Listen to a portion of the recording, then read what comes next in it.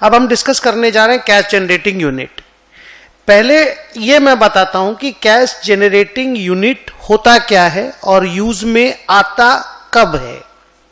कहते हैं कि अगर एक इंडिविजुअल असेट जिसमें आपको प्रॉब्लम दिखाई दिया, इंडिकेशन ऑफ इंपेयरमेंट दिखाई दिया, if that asset does not generate independent cash flows, rather it is generating cash flows together with or in tandem with or when working with other assets, अगर ऐसा होता है then the concept of cash generating unit comes into the picture.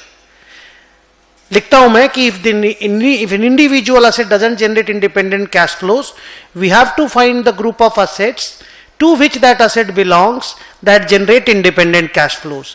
मतलब cash generating unit एक ऐसा group of assets है जो independently cash generate करता है, अपने बूते पे कैश जनरेट करता है। फॉर एग्जांपल, मान लो एक कंपनी है, उसका टेक्सटाइल डिवीजन है मान लो इलाहाबाद में, उसका बेंगलोर में सॉफ्टवेयर डिवीजन है, उसका चेन्नई में मान लो फिशरीज का काम है, उसका देहरादून में मान लो ट्रांसपोर्टेशन का काम है।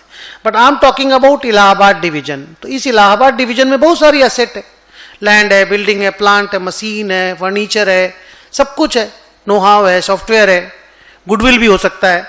तो उस पूरे ग्रुप ऑफ एसेट को सीजीयू बोलते हैं, क्योंकि वहां का कोई इंडिविजुअल एसेट कैश जनरेट नहीं करता। अकेला प्लांट को बोलोगे तुम बिना बिल्डिंग के कैश जनरेट कर दो, नहीं होगा। बिल्डिंग को बोलोगे तुम जनरेट कर दो, नहीं होगा।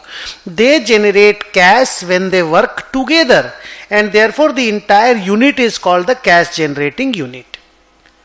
तो अगर मान लो आपको इलाहाबाद डिवीजन का बिल्डिंग में आग लग गया, बिल्डिंग में शॉर्ट सर्किट हो गया, मशीन में शॉर्ट सर्किट हो गया और वहां प्रॉब्लम हुई, तो आपको पता करना पड़ेगा कि क्या वो building independent cash flow generate करता है। अगर आंसर ना में आया तो रुकना मत, आप ऐसा यूनिट को ढूंढो जिसको कि बिल्डिंग बिलोंग करता है और वो unit independent cash flow generate करता है। से in my example is Allahabad unit. Sir अब करना क्या है? पहला बात कि पूरे सीजीयू को, पूरे ग्रुप ऑफ असेट को इंपेयरमेंट के टेस्ट में डालना होगा। पूरी यूनिट का यानी इलाहाबाद डिवीजन का कैरिंग अमाउंट निकालना होगा, सबका जोड़ के, जितना एसेट लायबिलिटी है जोड़ के। पूरे इलाहाबाद डिवीजन का रिकवरेबल अमाउंट निकालना होगा और पूरे इलाहाबाद डिवीजन का इंपेयरमेंट लॉस निकालना होगा। एक एसेट का नहीं, पूरे ग्रुप ऑफ एसेट्स का। सर फिर क्या करना है? उस लॉस को अलोकेट करना है। सर किस में? उस इलाहाबाद डिवीजन की सारी एसेट्स में, in the ratio of their carrying amounts. वो जितने भी एसेट हैं, बिल्डिंग, प्लांट, मशीन, उनका जो भी कैरिंग अमाउंट है, बैलेंस शीट वैल्यू, उस रेशियो में इंपेयरमेंट लॉस को डाल दीजिए। फॉर एग्जांपल मान लो कैरिंग अमाउंट में 3 एसेट है, ए बी सी। जगह नहीं है, मैं यहां लिख रहा हूं, या मैं थोड़ा मिटा देता हूं, अच्छे से लिखता हूं। मान लो यूनिट में 3 एसेट है, A B C, 500, 400, 300, total 1200। Unit का जब रिकवरेबल अमाउंट निकाला तो 900 आया, इंपेयरमेंट लॉस 300 आया।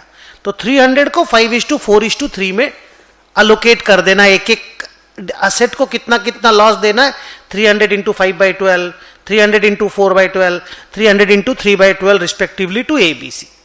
ओके, अब जब आप लॉस अलोकेट करोगे तो इंडिविजुअल असेट के कैरिंग अमाउंट गिरेंगे।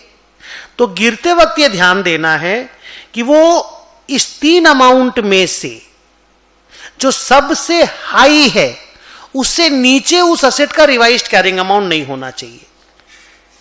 तो अगर उस इंडिविजुअल, मान लो आपने लॉस दिया, पहले सुन लो, पहले the revised carrying amount of any individual asset should not go below the highest of net selling price of that asset, value in use of that asset and 0। और ये दोनों में साफ लिखा हुआ इफ डिटर्मिनेबल। अगर डिटर्मिनेबल नहीं है दोनों तो कोई प्रॉब्लम नहीं है, जितना लॉस जिसको मिला। फॉर एग्जांपल इसको 300 इंटू 5/12 मिला ना, तो 300 इंटू 5/12 कितना हुआ?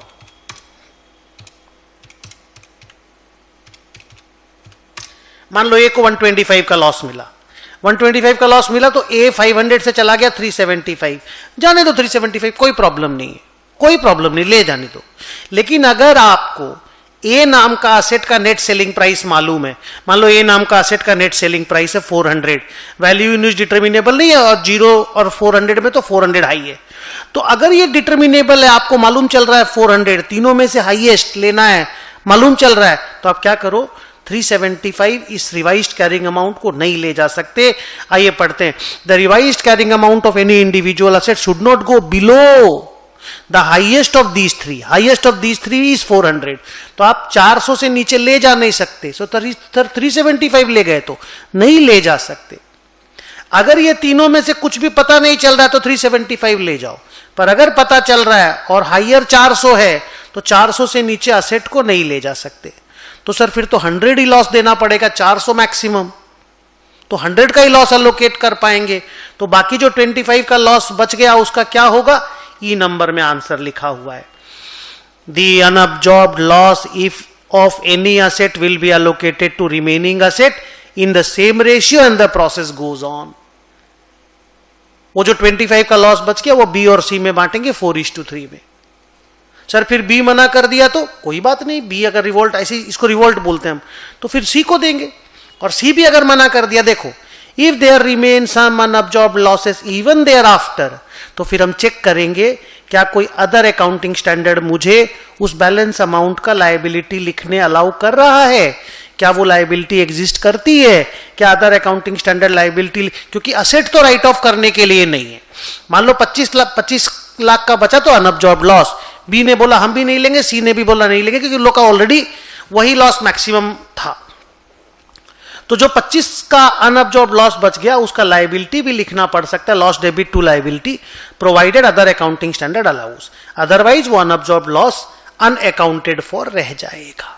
सो this is how cash generating unit का इंपेयरमेंट होता है।